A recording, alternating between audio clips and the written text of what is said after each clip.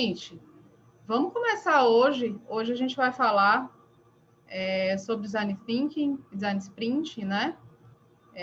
Vou querer saber de vocês logo agora, no início. Quem de vocês já teve um contato com as metodologias ágeis? Quem de vocês já teve algum histórico aí, já fez alguma vez o Design Thinking ou Design Sprint? Para eu saber como falar aqui com vocês. A Mari fez o Scrum já.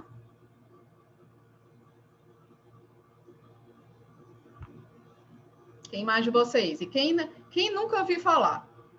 A Karen não fez nenhum. Beleza, Karen. Temos mais Karens? Valkyria. Gabriel também não. Beleza. A maioria de vocês já não teve contato, né? Aqui, pelo menos o pessoal aqui que respondeu, aqui do lado no chat, não teve contato nenhum. Beleza. Ótimo. Assim a gente consegue entender juntos. Oi, Márcia. A Márcia abriu a câmera aqui. A gente consegue entender juntos, tá? O que a gente vai falar hoje, eu vou falar um pouco para vocês de design thinking, tá? Que é algo bem...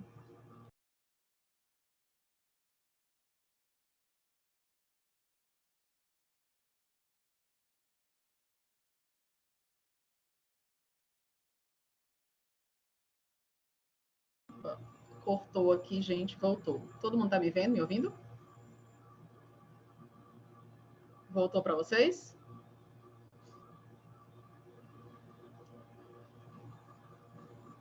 Voltou aqui. Beleza.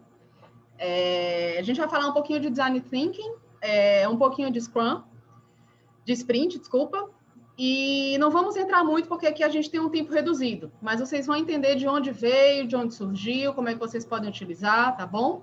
Vou tentar interagir o máximo com vocês, mas não tanto para a gente não se estender, tá bom? Vamos lá, eu vou compartilhar com vocês aqui. Oi, Ellen abriu também a câmera. Me confirmem se vocês estão vendo aqui a minha tela. Agora eu estou sem chat. Deixa eu ver aqui se eu consigo. Pronto. Beleza, Mari respondeu que sim. Beleza. Vamos começar aqui. Gente, eu costumo dizer que as ferramentas ágeis são as nossas ferramentas para a gente inovar aí em tudo que a gente está fazendo, tá? Eu acredito que muitos de vocês têm algum diretor de projeto, designer. Se tiver, vocês vão me falando aí, vou saber quem são vocês. Para eu saber mais ou menos como é que vocês querem aplicar o Design Thinking e o Design Sprint. Porque são metodologias bem interessantes quando a gente quer inovar e quando a gente quer criar projetos mais humanizados, né? Principalmente o Design Thinking. A gente trabalha muito com humanização, tá? Eu vou falar bastante para vocês sobre como é que a gente pode humanizar projetos, mas antes eu vou só me apresentar um pouquinho para vocês saberem um pouco mais de mim, tá? Meu nome é Tiziana, eu sou designer de formação, tá? Eu vou falar também um pouquinho para vocês que não precisa ser designer para fazer Design Thinking. Por acaso, eu sou designer. Eu estudei em Portugal, depois eu fiz uma pós-graduação na Espanha em direção de arte. E aí, depois, eu voltei para o Brasil e comecei a fazer meus próprios projetos. Hoje eu tenho um estúdio de design, onde eu crio projetos e eu faço muito a aplicação do Design Thinking, principalmente, o Design Sprint também, mas o Design Thinking bastante nos projetos que eu tenho a oportunidade de acompanhar, de criar. E eu sou especializada em projetos digitais. Então, hoje a gente sabe que para a gente ter algum tipo de visibilidade na internet, a gente precisa fazer projetos que tenham como principal função resolver problemas de pessoas, né? Pessoas. Independente de se a gente está trabalhando com empresas ou com pessoas físicas, eu trabalho mais com pessoa física do que com pessoa jurídica. Mas são pessoas. Então, o Design Thinking vem mostrar para a gente muito isso, de como é que a gente pode fazer isso de maneira humanizada e como é que a gente pode inovar, né, nos projetos. Vamos falar um pouquinho também sobre essa questão de inovação, utilizando essa metodologia ágil. tá? Então, hoje, eu atuo especificamente com projetos digitais, dentro da minha expertise de designer, mas em todos os projetos, basicamente todos não, mas 98% dos projetos que eu pego, eu aplico o Design Thinking quando a gente precisa criar algo meio fora da curva, tá? Então, eu vou ver se eu consigo falar alguns cases meus aqui, por conta do tempo, mas vamos indo. Estamos juntos? Está todo mundo aí? Todo mundo me ouvindo? Beleza. Agora eu estou com o chat aqui aberto. Vamos lá, pessoal. Eu quero iniciar aqui, queria dizer que eu já falo desse assunto e já estou inserida nesse universo há algum tempo, tá? Vai fazer aí algum tempo que eu digo 4, 5 anos. 5 anos. E eu confesso que esse momento que a gente está vivendo é o momento mais desafiador para eu falar sobre metodologias ágeis. Porque a gente está vivendo no momento, talvez, um dos momentos mais difíceis e diferentes da nossa vida, essa pandemia, né? E é difícil a gente pensar em agilidade, né? Quando não é fácil a gente se mover, quando tem tanta coisa acontecendo, quando muitos de nós teve que reformular a forma de trabalhar, muitos de nós tivemos que modificar, ou mudar de emprego, ou criar uma coisa nova, ou dar um jeito de fazer diferente do que a gente já fazia, porque não estava mais dando certo. Outras pessoas perderam o emprego, tiveram que criar do zero. Então, quando eu falo agilidade, eu quero que vocês recebam isso daí desse lado, não como rapidez nos atos, mas numa inteligência dos atos, tá? Não para a gente se mover mais rápido, porque o mercado isso, porque o mercado aquilo. Não.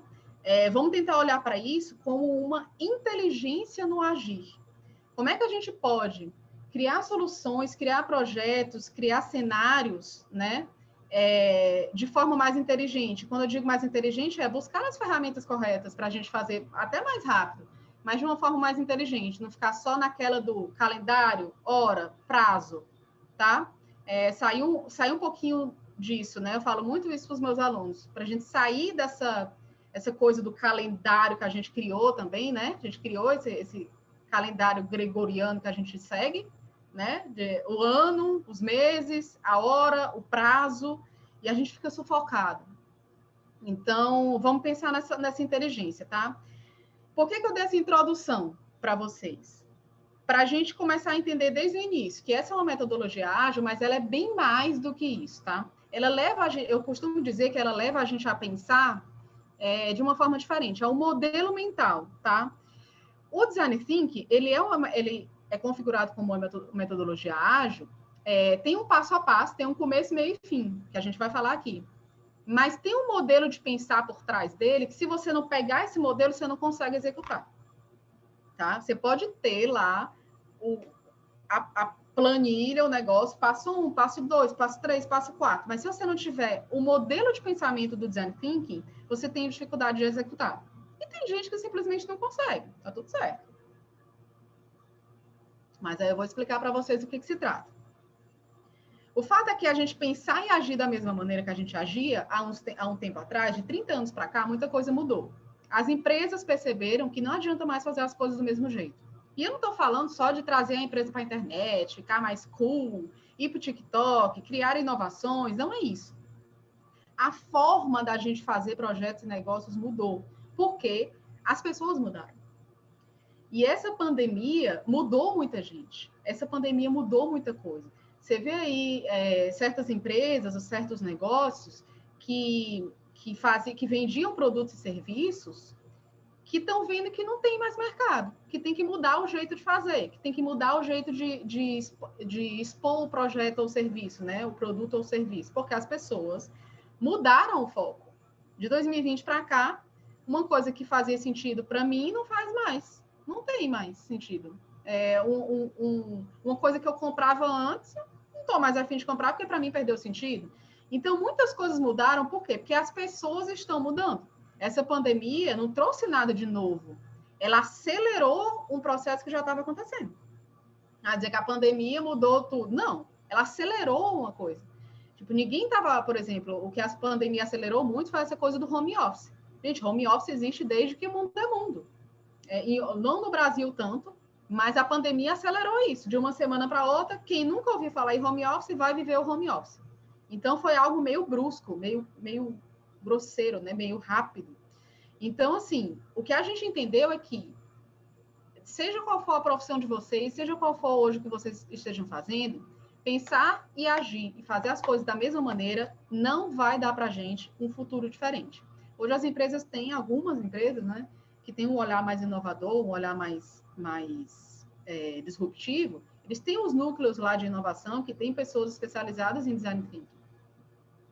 Mas isso acontece em poucas empresas, pouquíssimas empresas. Não são todas que têm essa coragem, né? O investimento e tudo mais. Algumas já acordaram, outras não.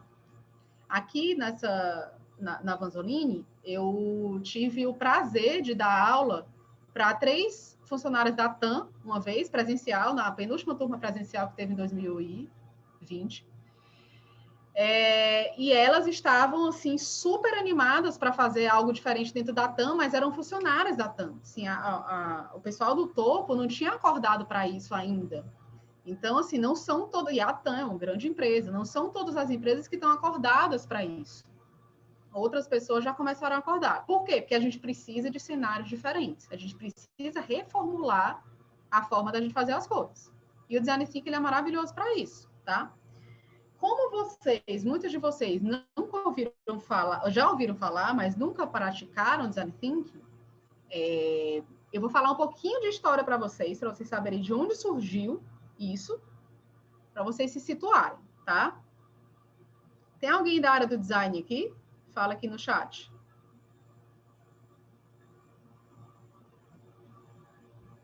Alguém designer de produto, design gráfico? Alan. Isa.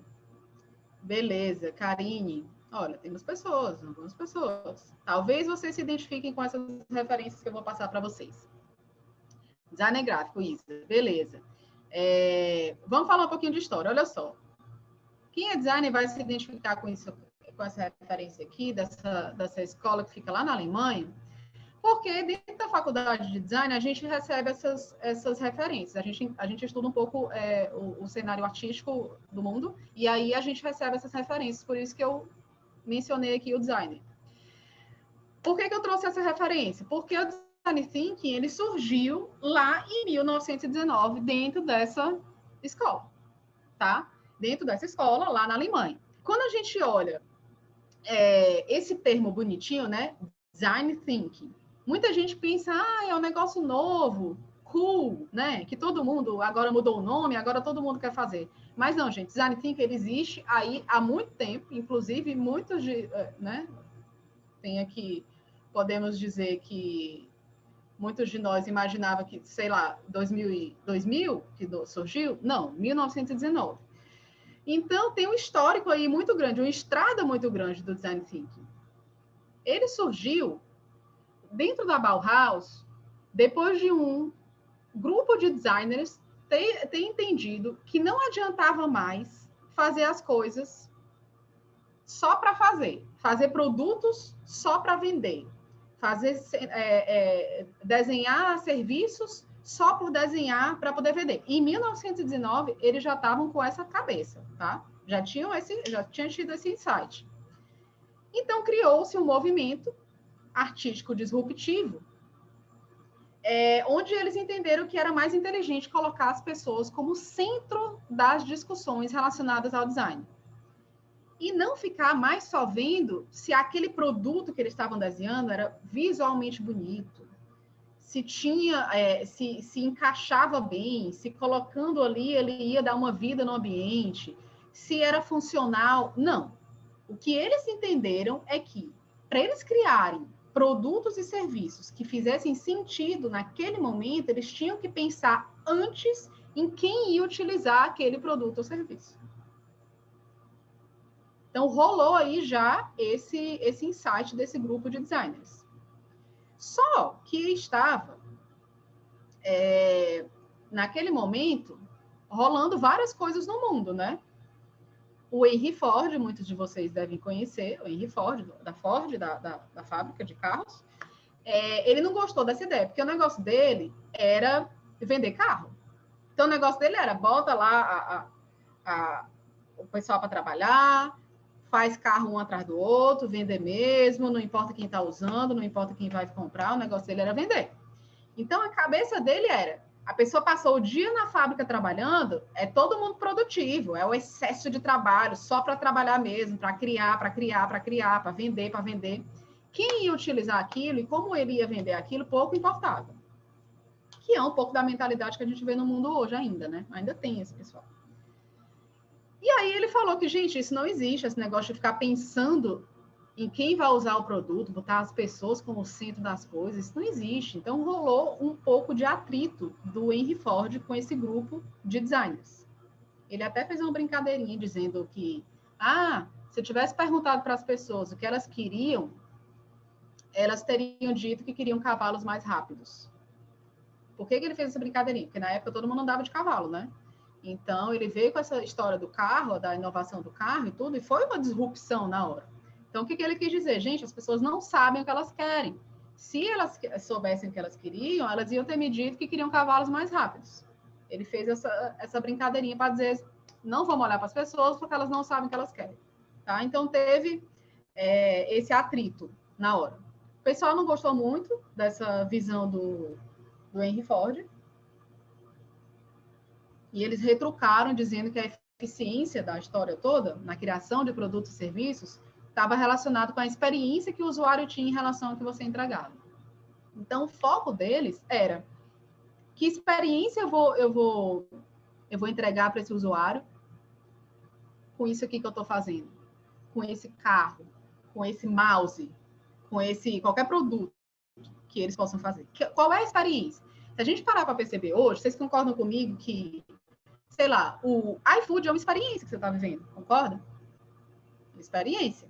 Você pega o celular, você está com fome, você abre ali, você vê um banner do restaurante que você gostou, e você vai pedir, e se chegar a comida rápido, quentinha, bonitinha, do jeito que você quer, ainda com um bilhetinho, é uma experiência que você está vivendo. O bilhetinho, ó, pelo menos comigo, o bilhetinho me pegou, me ganhou já boto ali a estrelinha. Ainda posta no Instagram. Ou seja, a ideia é publicidade gratuita, né? E é o que a gente faz com o Starbucks. Todo mundo que vai no Starbucks faz o quê? Bate uma foto. Então, assim, é uma experiência que você vive. Esse insight de vamos entregar experiências já vem na cabeça do pessoal desde 1919. E é a essência do Design Thinking. É a experiência. Você consegue entregar a experiência com qualquer coisa que você queira vender. O que você quiser, você consegue entregar uma experiência. Eu vi pessoas se reinventando nessa pandemia de maneiras incríveis. Gente que vendia Moleskine, gente que vendia caderninho e começou a customizar um caderninho. Ou então aquela galera que fazia... Eu tô falando de empreendedores pequenos, tá, gente? Pessoal que fazia aquelas coisinhas de crochê e customizava e tudo mais, e criava um storytelling por trás da coisa para vender de maneira super criativa. Então, isso é experiência. E a gente pode fazer isso com grandes empresas, com grandes produtos e serviços e com pequenos. Então, assim, essa ciência do Design Thinking, ela já é antiga, tá? Não vamos se enganar achando que é um nomezinho bonitinho criado agora, porque não é. Foi nesse momento que surgiu o pensamento do design, que é a tradução literal de Design Thinking. Certo? Então, naquele momento, só existia a ideia, né? Vamos pensar nas pessoas como o centro de tudo, mas não tinha um método, né? Não tinha um passo a passo, um negócio. Foi a partir desse momento que eles começaram a criar métodos de divergir e convergir sob um grande número de possibilidades, de formatos, para entregar o que as pessoas queriam. Então, como é que a gente pode descobrir o que as pessoas querem sem chegar para as pessoas e perguntar, ei, me conta aí o que você quer? Que aí seria exatamente o que o Henry Ford falou, né? O que vocês querem? Cavalos mais rápidos? Ou um carro? Claro que não é assim, né?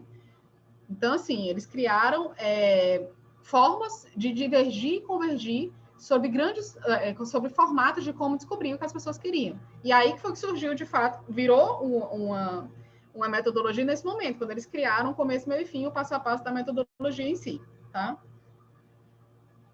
E aí, gente, ficou claro para vocês? Todo mundo ok? Sim?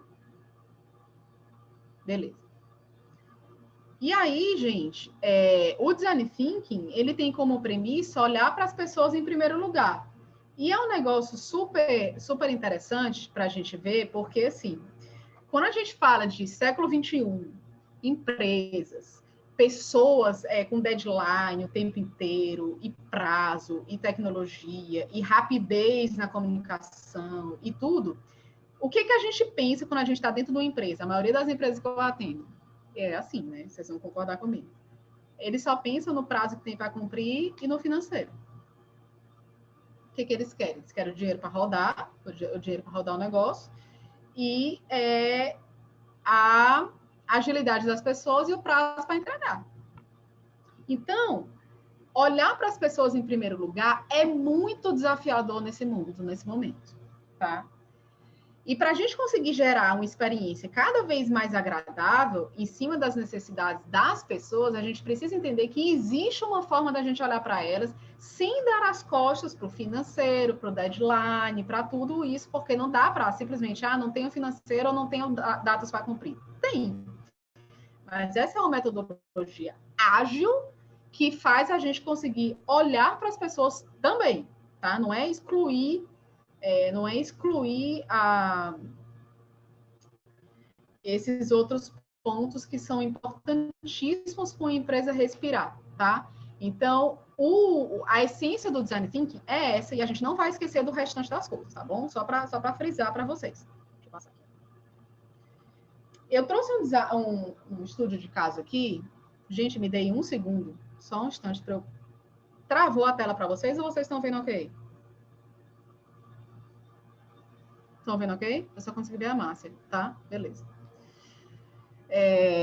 Eu trouxe um estudo de caso para vocês aqui, que é do Doug. O Doug, ele é o designer industrial da GE. Eu não sei se vocês conhecem, essa empresa é bem grande, a GE Healthcare. Ele usou o design thinking para resolver um problema de hospital, tá? Isso é um negócio muito necessário.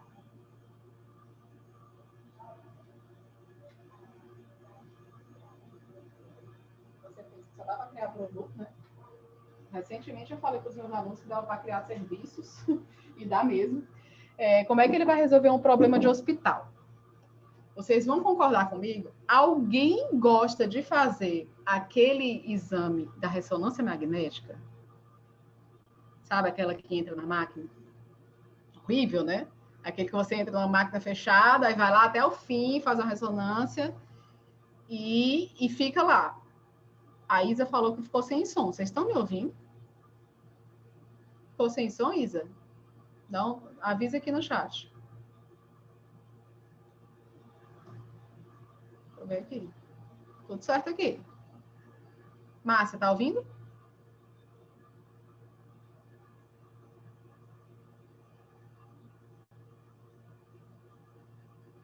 Beleza, ok. O Doug, ele teve que resolver um problema de hospital daquela máquina de ressonância magnética. Olha o desafio desse cara. Aqui, ó, eu vou contar para vocês. Vou colocar um vídeo para vocês, tá? Deixa eu tirar aqui para vocês olharem o vídeo.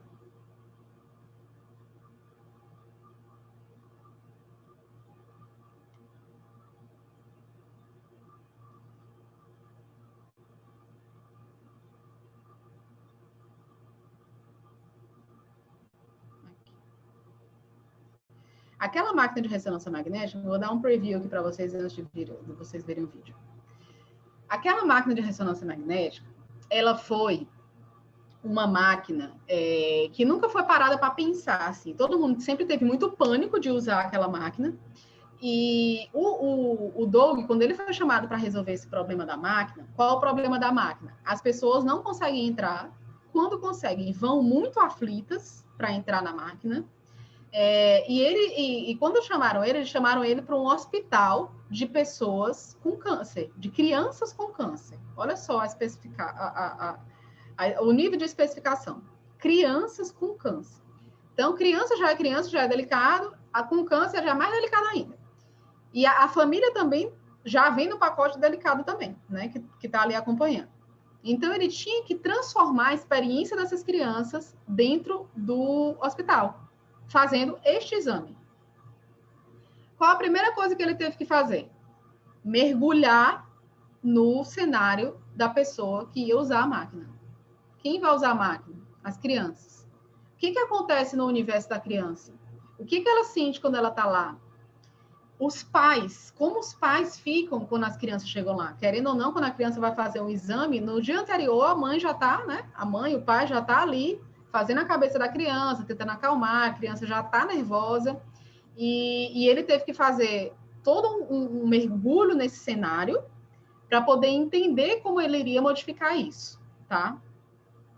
Dentro do Design Thinking, a gente aprende a usar muito a empatia, que é uma palavra que eu confesso que eu acho que está um pouco esvaziada. A gente falou demais essa palavra, e quando ela é muito profunda, e a gente acabou meio que normalizando o negócio, mas na essência mesmo, não é todo mundo que consegue fazer. É um treino, né? Eu acredito que seja um treino. Você começa a se disponibilizar para ser empático, você começa a entender o que é e tal, e quanto mais você se disponibiliza, mais você entende.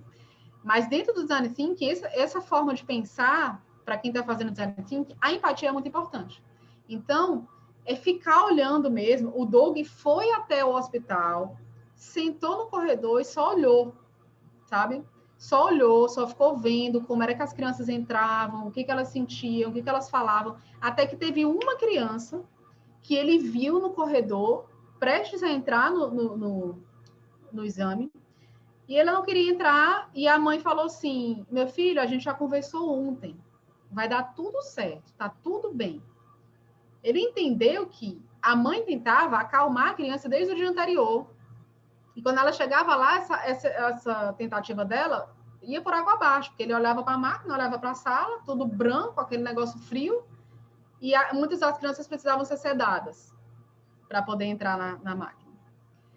Então, ele mergulhou nesse universo, ele foi entender todos os elementos que faziam parte do cenário das crianças e tudo mais, e ele reformou a sala inteira do exame, sem precisar mexer na estrutura.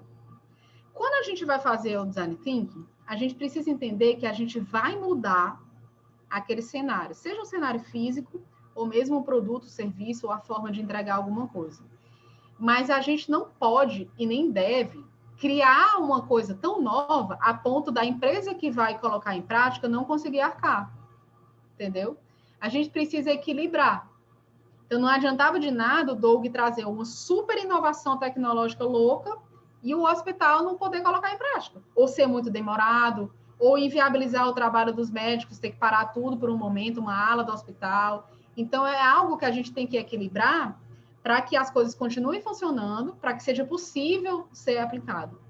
Então, foi isso que ele fez. Ele reestruturou toda a sala sem mexer nas estruturas. Como esse homem fez, não foi mágica, viu? Eu vou mostrar para vocês. Opa. Deixa eu voltar aqui, aí vocês veem o vídeo comigo. Vocês estão vendo a câmera, a tela, né? Essa aqui foi a solução que ele criou. Foi uma solução empática para transformar a experiência da criança durante o exame da ressonância magnética. Se vocês pararem para olhar, não sei se tem alguém da área da saúde aqui, mas vocês vão ver que a máquina está igual. É a mesma máquina de ressonância magnética. Ele simplesmente envelopou o ambiente como se fosse um navio pirata e o fundo do oceano. Então, ele não mexeu na estrutura. Ele simplesmente mudou a experiência da criança. Quando a criança entra, tem outra foto, ó, de cima aqui para vocês olharem. A ideia de quando a criança entra aí, ela ter certeza que ela está entrando no navio pirata, que o navio vai sair para viagem e que tem uma galera ali no fundo no fundo do oceano e que ela não pode se mexer, né? Porque no exame, se mexer, inviabiliza a qualidade das imagens. E ela fica quietinha porque o pirata pediu para ela ficar quieta.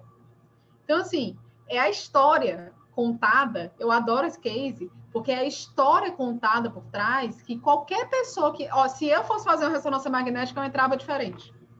E eu não sou criança. É qualquer ser humano conseguiria entrar na energia disso, entendeu? E aí, o que acontece quando você traz uma inovação dessa? E a inovação está no simples, né? Eu acredito muito nisso. Quanto mais inovador, quanto mais simples, mais inovador, assim, porque a gente tem muito na ideia, inovação precisa ter um nível de tecnologia muito alto, de gastar muito dinheiro, não sei o quê. Gente, às vezes não. Às vezes é no simples que tu consegue inovar a experiência da pessoa. Aqui é uma prova. Gastou dinheiro, claro. Mas olha o tipo de inovação que ele trouxe, coisas simples.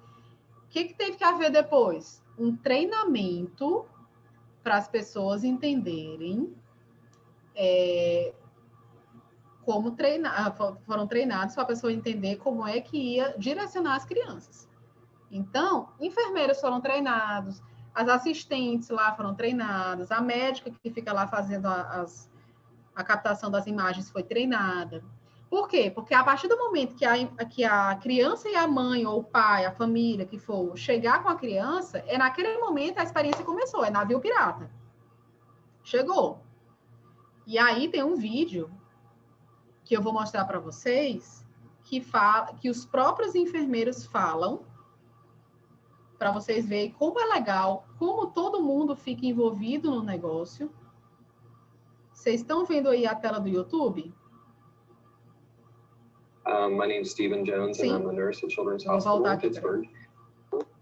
My name is Stephen Jones, and I'm a nurse at Children's Hospital in Pittsburgh, here in the radiology department, and exactly in my favorite room, which is the Pirate Room, that we've designed with GE, and it's themed to help the children, get through the scans, feel a little bit more comfortable, to feel like it's not so medical, more friendly, and that way we can use that atmosphere to warm them up, get them into the scanner, and then from that point to complete the exam. Like 6 or 7 years ago, we would be a plain old scanner with no decorations at all, and kids who looked at that machine as being something very scary, and I would just look at my coworkers for little things that they would do to help the kids get through the scans.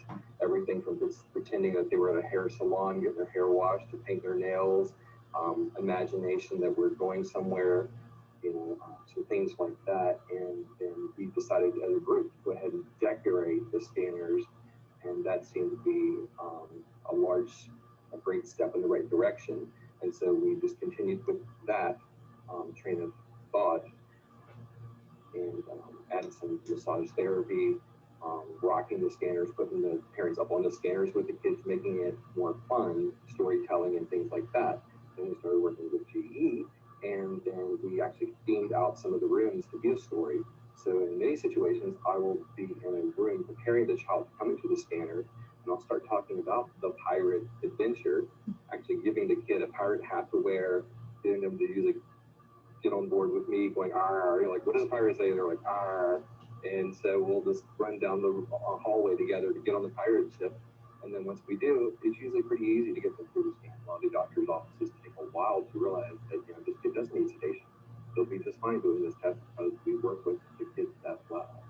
And so they're surprised. And over the years, it's kind of funny that they caught on to it, like, "Oh no, you'll be fine in children." They don't even order sedation anymore because they know you'll be just fine. You're going to children's, and that's going to be great because you're going to have a good experience. Sensacional. Só para vocês saberem que depois que o projeto é implementado, depois que eles colocam mesmo para funcionar, as máquinas são todas adesivadas e tudo, por um tempo, a empresa contratada para fazer o design thinking, ela fica monitorando os resultados, né? Então, a porcentagem de crianças que eram sedadas caiu assim para o chão, porque elas não precisavam mais ser sedadas. Elas entravam na energia da experiência e simplesmente iam. Então, assim, se a gente para pensar nisso, Isso é muito interessante, o poder que tem uma experiência bem feita, né? E dentro do hospital, um negócio super fechado, você olha assim, meu Deus, eu não tenho como fazer uma coisa aqui, né? Você olha o hospital, você acha que não dá, mas sim, é possível. O Design Thinking, ele leva a gente para esse lugar de como é que eu posso inovar e olhar para as pessoas que estão ali. Não é o hospital que tem que mudar uma máquina. Cara, quem está usando essa máquina? O que essa pessoa está sentindo? O que essa pessoa quer? Como é que eu posso melhorar? É essa a pergunta. Como eu posso melhorar a experiência dessa pessoa aqui? E é muito isso que a gente precisa olhar daqui para frente. Independente do cenário que vocês estejam inseridos hoje, independente da profissão de vocês, da empresa que vocês trabalhem, tenham certeza, pós-pandemia, as pessoas vão estar muito diferentes. As coisas já estão diferentes. Elas vão ficar mais ainda. Vai mudar da água para o vinho? Não sei. Acho que não, mas vai mudar muito. As pessoas vão vir muito diferentes. Então, a gente precisa entender como se comunicar com essas pessoas, essas novas pessoas. Porque não vai ser tão fácil assim, não está sendo fácil. Então, quanto mais a gente olhar para essas pessoas, para a necessidade dessas pessoas, mais a gente vai conseguir ser empático, inovar de forma alinhada com o momento que a gente está vivendo, tá? Deixa eu passar aqui para o slide de novo. E aí, a ideia eu falo muito da inovação ligada na criatividade, porque a criatividade, na minha concepção, ela está muito nisso, sabe, gente? Da gente não é criar. Quando a gente pensa em ser criativo, parece que a gente está falando negócio de arte, né? Não. Criatividade, ela está simplesmente da gente criar algo diferente que ninguém criou ainda, ou não daquela maneira, né? Porque tudo já foi criado, mas não daquela maneira, e solucionar um problema. Pronto. Se a gente soluciona um problema de um jeito que ninguém ainda solucionou daquele jeito, é criativo. Pronto. Resolvido o problema. Pode ser a coisa mais simples do mundo. Sei lá, quero abrir um vinho, não tem abridor de vinho. Vou pegar um martelo, um prego, bater aqui e vou puxar. Alguém já fez isso? Pode ter feito, mas não desse jeito. É criativo. Preciso mudar a experiência de uma máquina de hospital e tudo. Alguém envelopou a máquina de alguma maneira diferente? Não, é criativo. Eu vi várias pessoas fazendo coisas muito interessantes nessa pandemia, de formatos da gente pegar o álcool gel, né? Aquelas estruturazinhas de madeira que a gente bota o pé e sai o álcool gel. Coisa mais simples do mundo. É criativo, dentro de um condomínio, dentro do negócio. Então, assim, quando a gente falar de criatividade, vamos tirar essa ideia de artista. Não. Criatividade é pensar de um jeito diferente para resolver um problema. E no Design Thinking a gente é convidado muito a fazer isso, tá? E a ideia vai sempre ser entregar coisas importantes e viáveis e que façam sentido para o outro. E não somente para a gente, para a empresa da gente. Porque quando a gente entrega para o outro, automaticamente a gente está entregando para a empresa. Por quê? Porque a gente está fazendo o outro feliz, o outro vai querer pagar e o outro vai ser nosso cliente. É sempre um ciclo. É sempre um ciclo. Aqui na minha empresa, quanto mais eu entrego, quanto mais eu me dou no projeto, ou quero resolver o problema do meu cliente mais rápido, mais ele é fiel a mim. É certeza, não tem como. Eu nunca me envolvi num projeto que eu me entregasse muito, quisesse mesmo estar ali para resolver a história dele, e essa pessoa não me correspondesse. Até hoje, nunca. No dia que aconteceu, eu falo para vocês, mas até hoje, nunca. Então, mas isso aconteceu desde que eu entendi que a chave era entregar coisas bacanas e importantes para os outros, tá? O Design Thinking, ele leva a gente para esse lugar. E aí, eu ia falar para vocês, eu vi que tem 4, 5 designers aqui. Para quem não é designer, gente, tá tudo bem. Não precisa ser designer para fazer o Design Thinking. Design Thinking, o nome da metodologia, não tem nada a ver com você saber desenhar, com você saber fazer isso ou fazer aquilo. Tem absolutamente nada a ver, tá? É só um formato de pensamento dos designers. Porque a gente que é designer, a gente é treinado para pensar soluções. Seja design gráfico, seja design industrial, seja design de interiores, seja design de moda, a gente é treinado para pensar soluções. Então, desde a faculdade, a gente é treinado para ver a estrutura das coisas, para ver como uma coisa combina com a outra. Então, a gente é treinado para isso. Por isso, o nome Design Thinking é o pensamento do designer dentro da metodologia, tá? Tem nada a ver com habilidades de designer, tá? É só para a gente entender que a gente vai precisar pensar na estrutura das coisas, pensar no formato delas e na usabilidade delas. Quando o Doug foi fazer aquela máquina, ele estava pensando na usabilidade da máquina, nas pessoas. Quem vai usar essa máquina? Como é que a criança vai entrar? O que ela vai sentir? Como aquilo vai ornar? Não só se a máquina é bonita. Ninguém vai fotografar a máquina?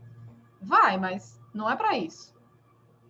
Tá? Então, sim, se você não é designer, tá tudo certo, você pode fazer o design thinking tranquilamente. Agora, você só não vai poder fazer design thinking se você tiver muita dificuldade de conseguir se colocar no lugar do outro. Se você tiver assim, uma dificuldade absurda de se colocar no lugar do outro, pode ser até que você consiga fazer, mas o seu time, porque a gente precisa ter um time, ninguém faz design thinking sozinho. A gente precisa ter um time de, no mínimo, 5 pessoas.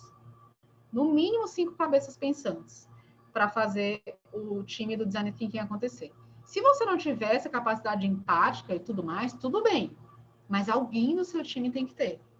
Eu já apliquei design thinking em algumas empresas que eu tinha 2, 3 pessoas que tinham 0 saco para ser empático. Pelo contrário, quanto mais direto ao ponto for, é melhor. E o negócio...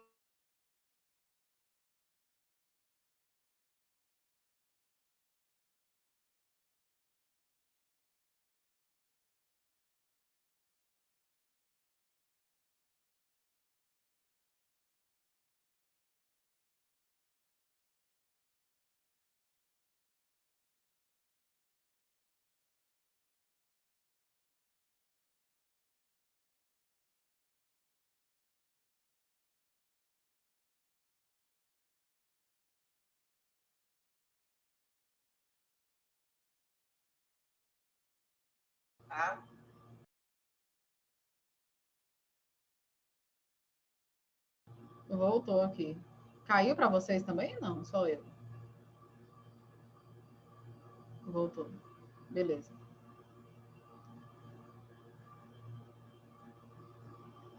Vamos lá. Quebrei o pensamento, gente. Onde é que eu estava aqui? Me ajudem.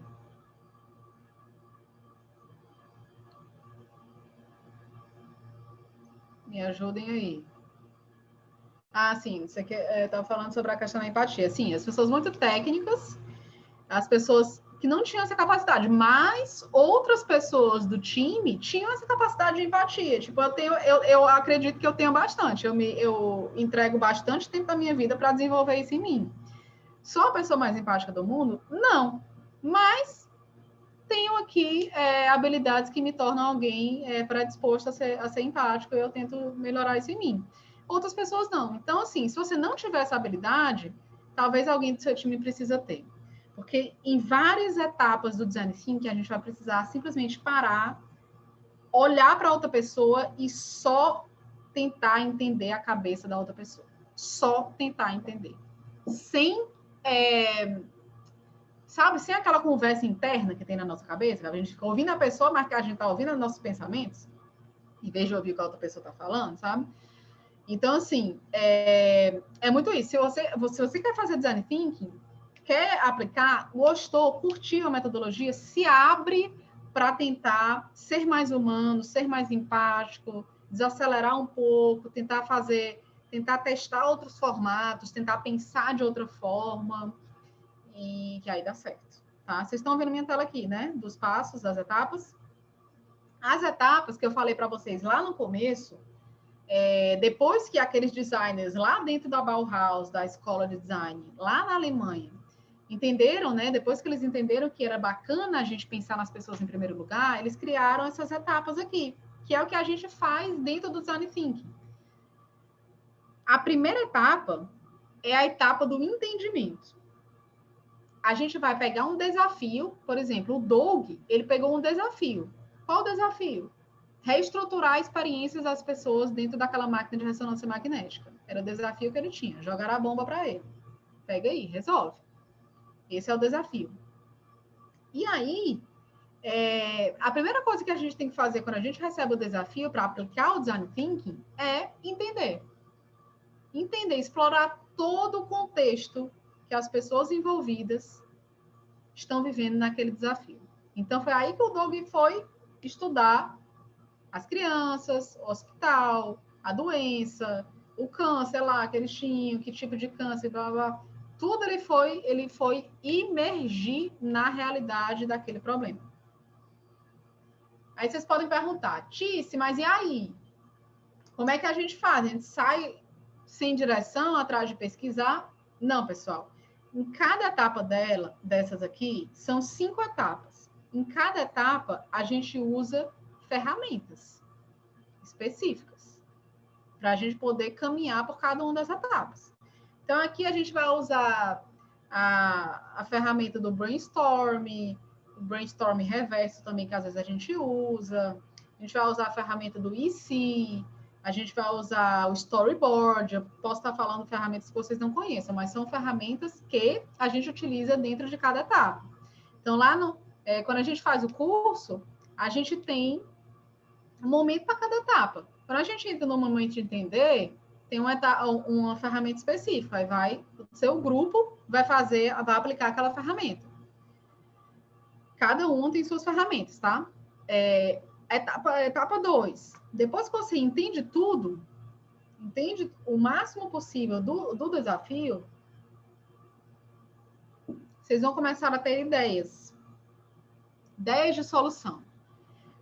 Qual é a principal vontade que a gente tem quando a gente recebe um problema? Resolver, né? Receber um problema, receber um pepino, resolver. Sempre que alguém entra na sala, quando vai fazer a turma do Design Thinking, eu convido carinhosamente que as pessoas não digam a frase "eu já sei". Porque quando a gente diz "eu já sei", a gente se fecha para uma infinidade de possibilidades que podem existir.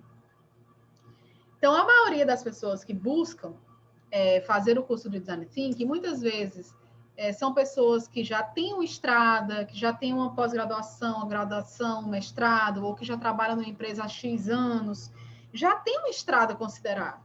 Então, a pessoa já aprendeu muita coisa. E aí a pessoa tem a tendência a dizer, eu já sei, ou eu já vivi, ou eu já vi. Só que a ideia do Design Thinking é você esquecer essas histórias todas que você tem engessado na sua cabeça, que você já sabe, e você se abrir para outros formatos de possibilidade daquilo que você já sabe. Você já sabe como fazer de uma forma. Você não sabe como fazer de outra forma. Vamos descobrir a outra forma? Então, o grande problema da gente não conseguir resolver problemas, seja na nossa vida ou no nosso trabalho, é a gente achar que já sabe. E a gente não pesquisar, não se aprofundar realmente na raiz daquele problema. Então, se a gente passa pela primeira etapa, que é a etapa do entendimento, de forma superficial, e a gente já quer ir logo resolver o problema, já quer ter ideia de solução, a gente vai ter ideias superficiais. Por quê? Porque a gente não entendeu direito. E o que é bom do Design Thinking? Uma das coisas que é boa é a gente poder ir e voltar quando quiser. Ela não é uma abordagem rígida. Rígida que eu digo assim, cheguei lá na etapa 4, lá na prototipação, quero voltar, inviabilizei o processo, quebrou tudo, vou ter que recomeçar. Não. O Design Thinking, ele te permite essa mobilidade. Se eu estou na etapa 4, por exemplo, percebo que não está rolando, que eu não estou gerando um protótipo legal, que eu não estou conseguindo fazer o negócio acontecer, e eu percebo que eu preciso entender um pouco mais do meu problema, eu volto para a etapa 1 e está tudo bem. Não tem problema. Não inviabiliza nada, tá? Primeira etapa, entendimento profundo, a gente utiliza ferramentas para isso. Segunda etapa é a etapa que a gente vai idear, que a gente vai criar o máximo de ideias possíveis e versões de soluções. Por isso é bacana o grupo, que cada um vai colocando as suas soluções, tá? Lembrando, Nessa etapa, ninguém precisa criar soluções viáveis. Muitas vezes a solução viável, ela surge da junção de várias soluções, não somente da tua ou do teu colega. Depois, na etapa 3, a gente vai alinhar, vai filtrar as ideias com maior potencial de aplicabilidade, porque muitas vezes, muitas ideias não têm cabimento, né? A gente só faz ter a ideia, mas ela não tem cabimento, não é aplicável. A gente usa a ferramenta para isso também. Na quarta etapa, que é a penúltima, a gente vai prototipar. Prototipar nada mais é do que a gente gerar algo físico da nossa ideia, para a gente mostrar como funciona. Produto ou serviço? A gente cria um protótipo para mostrar como aquela solução vai funcionar. Então, sei lá, você criou uma solução que foi um aplicativo. No protótipo, você vai fazer a experiência da pessoa usando aquele aplicativo. A gente usa uma ferramenta muito legal na hora do protótipo, online, né? Porque no presencial a gente usa várias outras, mas no online a gente usa muito a ferramenta que chama Storyboard, que é uma ferramenta muito utilizada no meio do cinema para projetar cenas. Então, são 6 quadrantes que em cada quadrinho, tipo de história em quadrinho, sabe? História em quadrinho, que aí você vai colocando os cenários que aquele protagonista, aquele ator, vai ter que passar. Então, no caso do Design Thinking, a gente usa o storyboard para criar a experiência. Se fosse o Uber, por exemplo, o storyboard da experiência do Uber, a pessoa no lugar.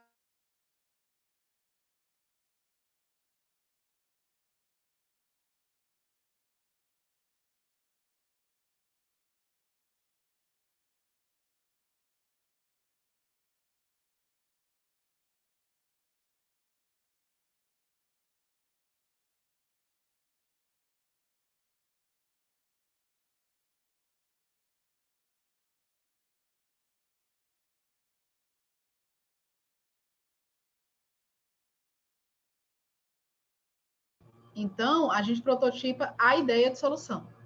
E na quinta etapa, que é na última etapa, a gente vai fazer o teste. O que é o teste? O teste é a gente testar com usuários reais essa ideia que a gente teve. Não adianta a gente testar com namorada, namorado, filho. Não. Se a gente está fazendo um teste para piloto de avião, viajei agora, mas piloto de avião, a gente tem que comentar sobre o nosso protótipo e mostrar o nosso protótipo para o piloto de avião, que é ele que vai dizer para a gente o que a gente precisa saber. O teste, ele é um momento onde a gente vai colher informações para melhorar o nosso protótipo, caso necessário. Então, se a gente for entender que o protótipo, o teste é o momento que a gente pega aqueles pontinhos cegos. Com os pontos cegos, na hora da gente testar, a gente pega esse feedback, a gente tem que aprender a receber feedbacks, porque muitas vezes a gente não sabe. A gente, aprendendo a receber esses feedbacks, a gente recebe eles e melhora o protótipo. Essas são as etapas que a gente precisa para fazer o Design Thinking acontecer, tá? Foi algo bem resumido que eu falei aqui para vocês, mas são os passos que a gente tem que seguir, e eu tirei, vocês estão vendo os slides? Sim. São os passos que a gente tem que seguir para a gente fazer acontecer o Design Thinking. E sempre com a mentalidade de que as pessoas que vão utilizar esse produto ou serviço, essa ideia que a gente está tendo, precisam ser protagonistas o tempo inteiro. Não é para a gente fazer Design Thinking pensando, meu Deus, essa ideia vai dar muito dinheiro e não sei o que da minha empresa. Não funciona. Porque vai chegar um momento que a gente vai precisar usar uma ferramenta que você vai travar. Se você não tiver com o mindset alinhado. Tá? O Design Thinking é uma ferramenta para a gente solucionar o problema de pessoas. Lógico que no meio do projeto, a gente vai falar muito sobre rentabilidade, a gente tem que entender muito se aquilo ali faz sentido, a gente faz pesquisa de mercado e tudo mais. Mas, na essência, é uma metodologia para a gente criar soluções para pessoas, tá? Quando a gente fala, eu queria passar mais tempo com vocês, mas a gente está chegando no fim aqui e eu não vou conseguir passar vídeos mais longos. Quando a gente fala das outras experiências, das outras metodologias ágeis, a gente tem também um sprint. E o sprint, eu gosto muito de fazer o sprint depois dessa etapa 5 aí, depois que a gente termina o Design Thinking, a gente entrar no sprint. Por quê? Porque o sprint, alguém corre aqui, alguém faz corrida, corria, né? Antes da pandemia, alguém faz algum exercício de corrida? Deixa eu abrir o chat aqui. Por que eu pergunto isso? Porque o nome sprint da metodologia, ela veio dos sprints de corrida, daquela corrida rápida que a gente dá e para. Corre e para, corre 300 metros, para. Esse é o sprint. O sprint é exatamente isso, é colocar o pé no acelerador. Então, se a gente tem um desafio, solucionou o desafio com o Design Thinking, criou uma solução super humanizada, super inovadora e tudo mais, agora a gente precisa fazer essa solução entrar no mercado, andar. Aí o sprint entra na cena para acelerar essa nossa inovação que a gente acabou de criar. Quando o sprint ele é necessário, quando o sprint você olha e diz, meu Deus, tem que fazer o sprint disso aqui. O sprint, na maioria das vezes, ele é necessário quando tem um projeto na gaveta há muito tempo, você não bota no mercado. Quando tem um projeto, uma solução, uma coisa dentro de uma empresa que você ainda não sabe como aplicar. Então, ele vem encurtar caminhos para a gente conseguir colocar esse projeto para andar mais rápido, tá? Por que eu indico fazer o Design Thinking antes do sprint? Porque muitas vezes o sprint, ele quer só solucionar um problema de rapidez ali do mercado. Mas, às vezes, a solução daquele produto ou serviço que a pessoa está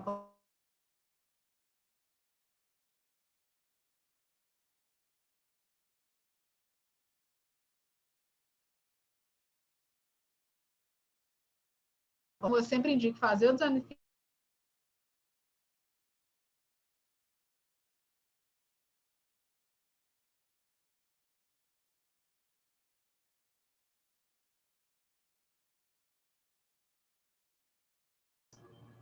eu sempre indico a gente fazer o Design Thinking antes, para depois a gente entrar no Design Sprint, tá? Eu perguntei para vocês se vocês já tinham feito o Design Thinking. Agora, Design Sprint, eu não sei se eu perguntei. Alguém já fez Design Sprint alguma vez?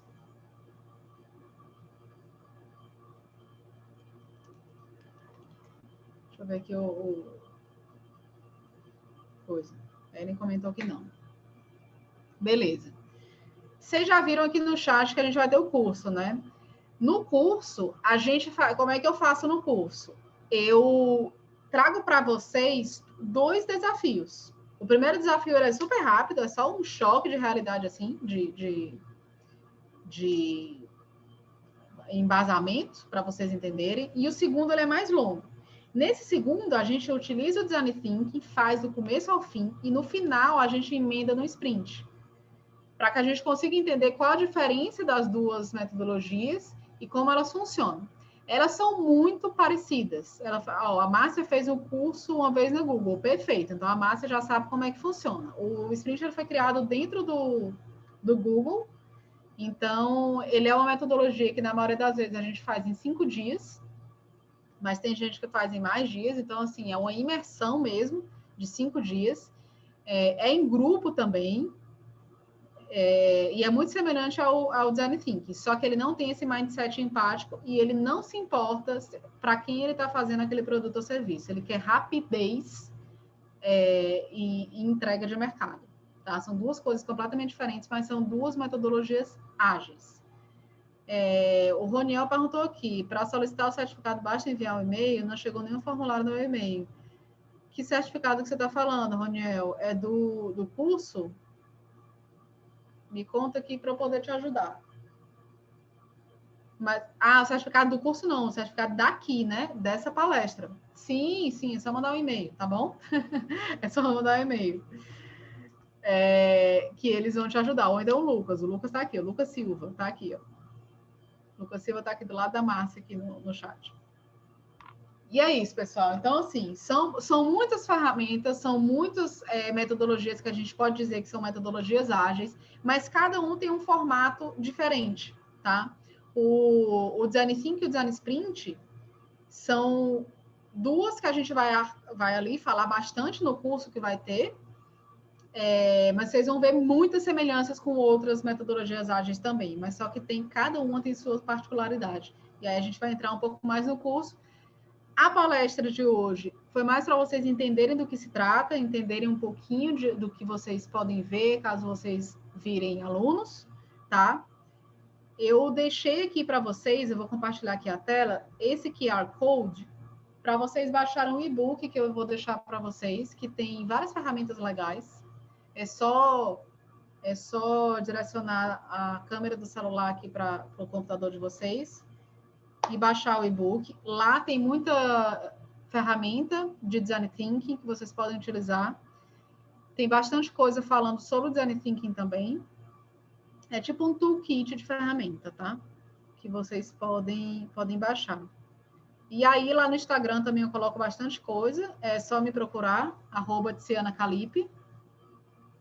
Vocês acham super fácil. Beleza? Aqui alguém perguntou que o teu nome está aqui 55119. Não tem teu nome.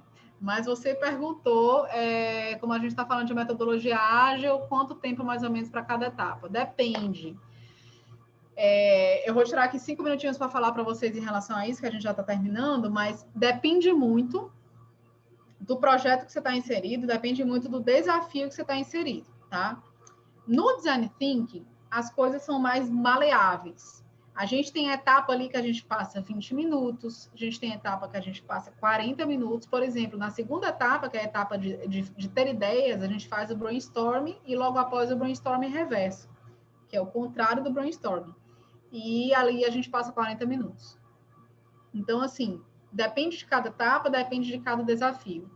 Quando eu fiz o último Design Thinking que eu fiz presencial, eu apliquei numa empresa, demorei 6 meses no projeto.